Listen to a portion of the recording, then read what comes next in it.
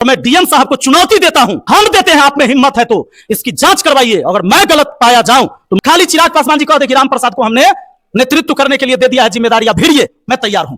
अगर आप 6ठी 7वीं क्लास के बच्चों का गणित अगर आप बना देंगे तो जीवन भर आपका गुलामी खटने के लिए तैयार है। एक आवास योजना पास कराने के लिए 15,000 रुपए आप घूस लेते हैं। तखनी चाहेंगे, तखनी अविश्वास लगाएंगे, आप मुखियाई पद से हटा देंगे। आप सरकार का पत्रकार नहीं हूं सर, जनता का पत्रकार। अगर ईमानदार होते हुए एक पत्रकार तो कोई आवाज उठाने के लिए इसी पत्रकार में से नहीं होगा। आप जब चुनाव जीते थे तो आपने बूथ कैप्चरिंग कर लिया था, बूथ को ही लूट लिया था। आई आपके और व्यवस्था के बीच में थी, लेकिन इसमें पूर्व मुखिया जो है वो उतर चुके मैदान के अंदर, उनसे क्या लेना देना है, इसके बारे में दर्शकों को बताइए जरा। वो अपने आप को प्रवक्ता घोषित कर दिए हैं, डीएम साहब का वो प्रवक्ता बने हैं, इसीलिए उतरे हैं। पासवान जी के लिए हम इसलिए बोले कि वो सांसद हैं यहाँ के, तो जो प्रतिनिधि है, जो जीता हुआ है, जवाबदेही उसी की है। और मैं मुखिया हूं यहाँ, तो कोई भी घटनाएं होगा तो सवाल केकरा से पूछिएगा, पूर्व मुखिया से कि वर्तमान मुखिया से? वर्तमान की घटना पर वर्तमान मुखिया बोलेगा। तो अगर चिराग पासवान जी यहाँ के सांसद हैं वर्तमान में, तो उनसे तो सवाल बनता था, तो इसलिए मैंने उनसे कहा था।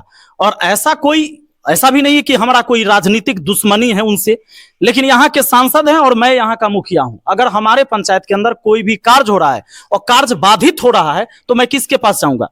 कलेक्टर साहब के पास जाना मेरा अधिकार बनता है, सांसद महोदय को अवगत कराना मेरा अधिकार बनता है।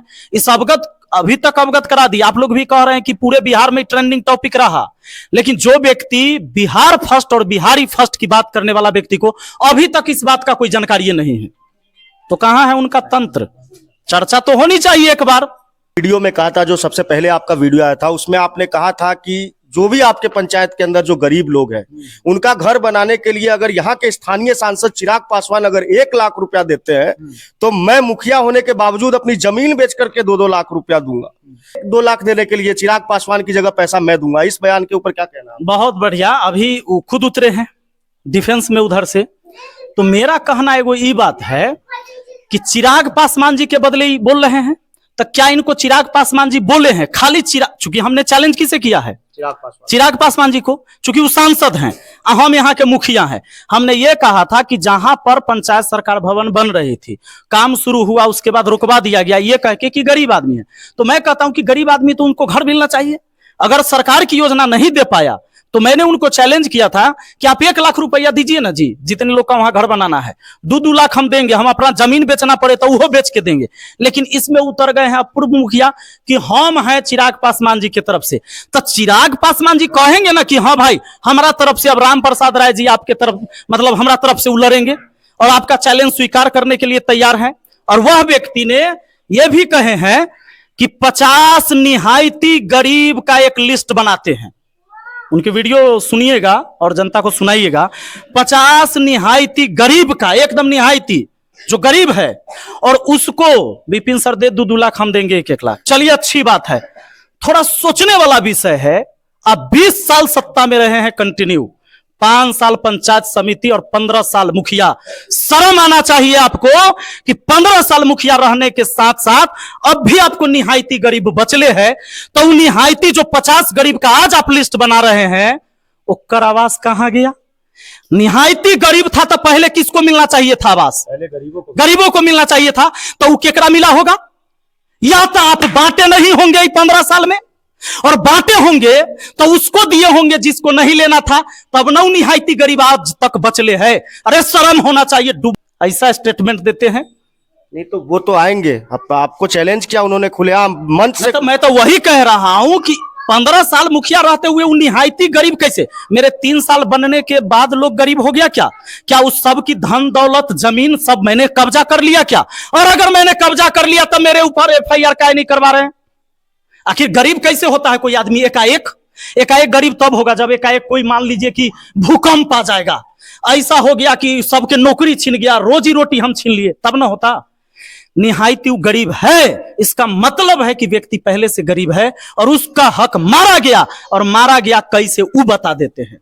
अच्छा, इसका भी पर्दाफाश। बिल्कुल बिल्कुल बिल्कुल। ये देखिए, जैसे कल मैंने डिजिटल बोर्ड पे समझा दिया था, ये हम आपको दे देंगे, काला चिट्ठा है और सैकड़ों है, अभी तक कुछ लोग के हम निकाल कर लाए हैं। ऐसा सब ऑनलाइन प्रधानमंत्री आवास योजना के पोर्टल पर चढ़ा हुआ है। वह महिला 2023 में बेचारी अब मर भी गई आवास के इंतजार में, उसके आवास का पैसा किसी और को देकर पैसा का बंदरबाट किया गया। अब देखिए यहां पर वो महिला नहीं है और मोहर भी हो गया, साइन भी हो गया। सरकारी अधिकारी, बीडीओ आवास सहायक और पूर्व मुखिया के मिली भगत से अब आप एड्रेस सब वही रहने दिया गया। अब आपको भ्रष्टाचारियों के द्वारा बताते आधार का नंबर ई का है चेंज किया गया, ई जान लीजिए का है कि आधार से लिंक है अकाउंट, और जिसका आधार और अकाउंट लिंक है पैसा वही में जाएगा। यानी मेरा आवास का पैसा, आईडी मेरा है, सब कुछ एड्रेस मेरा है, पता मेरा है, और अकाउंट में चल गया पैसा। आपको मुखिया जी और आवास सहायक का वीडियो कहा कि वो पैसा लेके आइए, अरे में से कुछ आप रख लीजिए ना, अरे आपको तो मिलना ही नहीं था। ये तो अब पता नहीं फर्जी भी आईडी है, ये पंचायत के भी है महिला की नहीं जिसको पैसा गया, इसकी भी गारंटी नहीं है, इसकी भी जांच कराई जा सकती है। और ऐसे एक नहीं सैकड़ों उदाहरण है, और मैं डीएम साहब को चुनौती देता हूं कि आप इसकी जांच करवाइए। प्रधानमंत्री आवास योजना का आपको नहीं पता, भेजिए टीम, हम देते हैं, आप में हिम्मत है तो इसकी जांच करवाइए। अगर मैं गलत पाया जाऊं तो मुझे फांसी पर लटकवा दो। चूंकि यह व्यक्ति जो गरीबों का, जो झोपड़ी में रहते रहते, वह महिला आवास के इंतजार में मर गई, अभी संसार में है भी नहीं, वो 2023 में मरे, अब 20 में पैसा निकला किसी और के पास। वह व्यक्ति अब कहता है कि हम उनने से तैयार हैं, हमरा से चुनौती ले लो चिराग पासवान जी की तरफ से।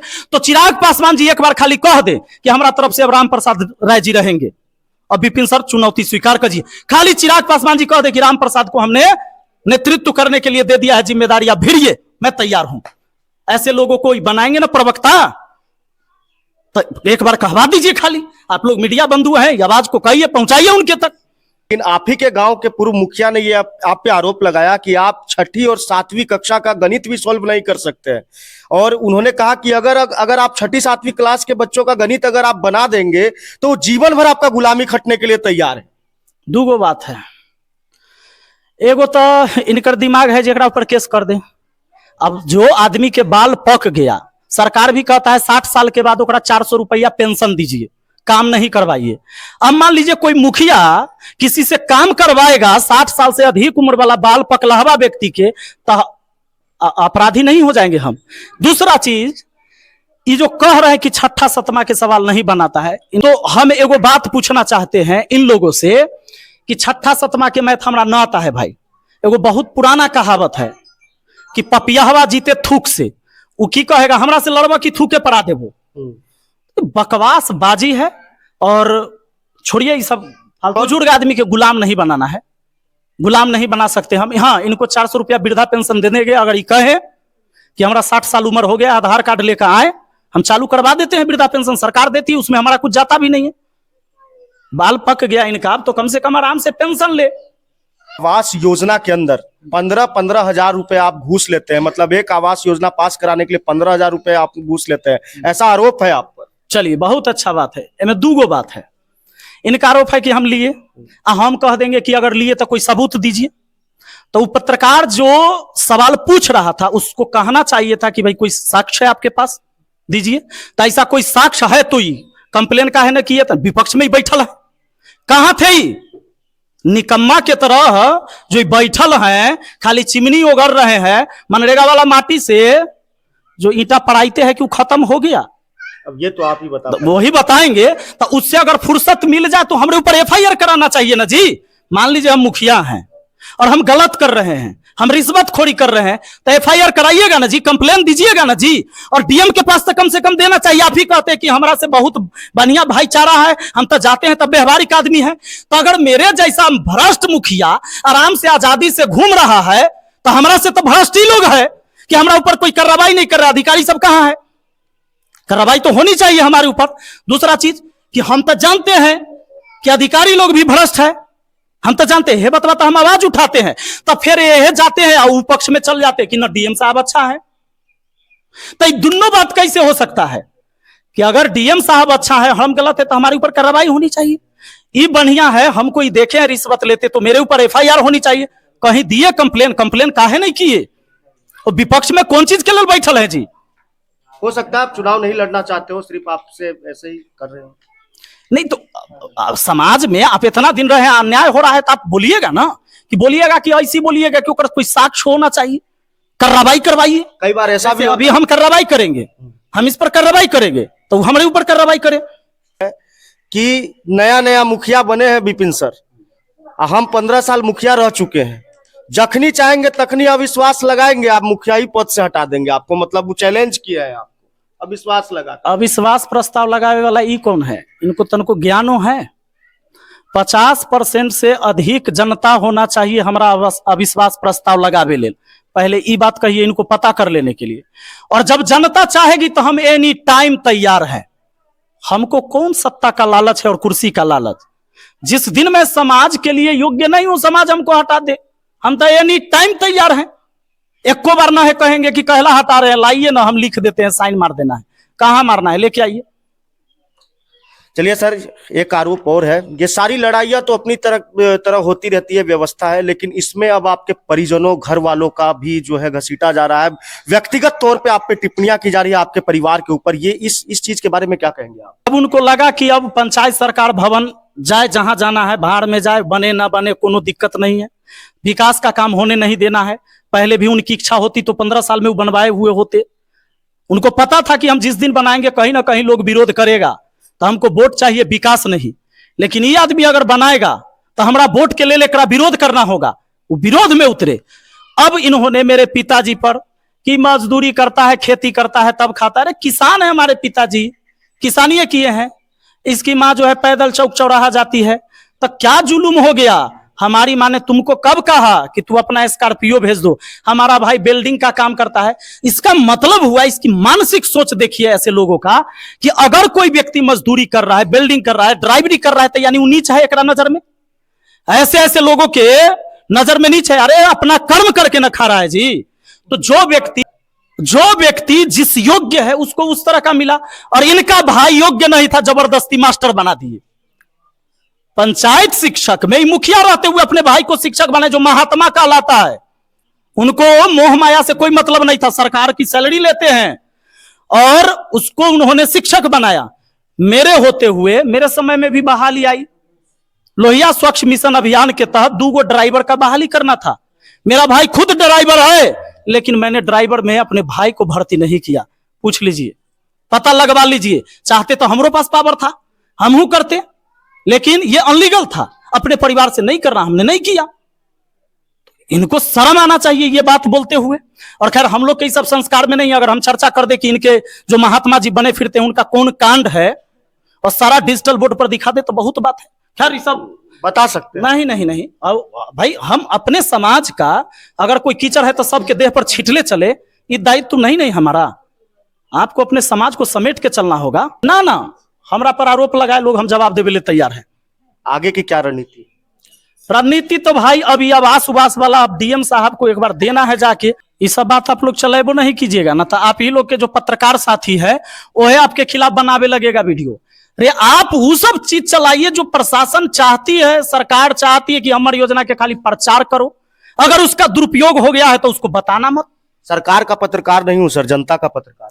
तो आप सोच लीजिए कि कल से विरोध आपका होना शुरू हो जाएगा। लेकिन अगर ईमानदार होते हुए एक पत्रकार की हत्या हो जाए तो कोई आवाज उठाने के लिए इसी पत्रकार में से नहीं होगा।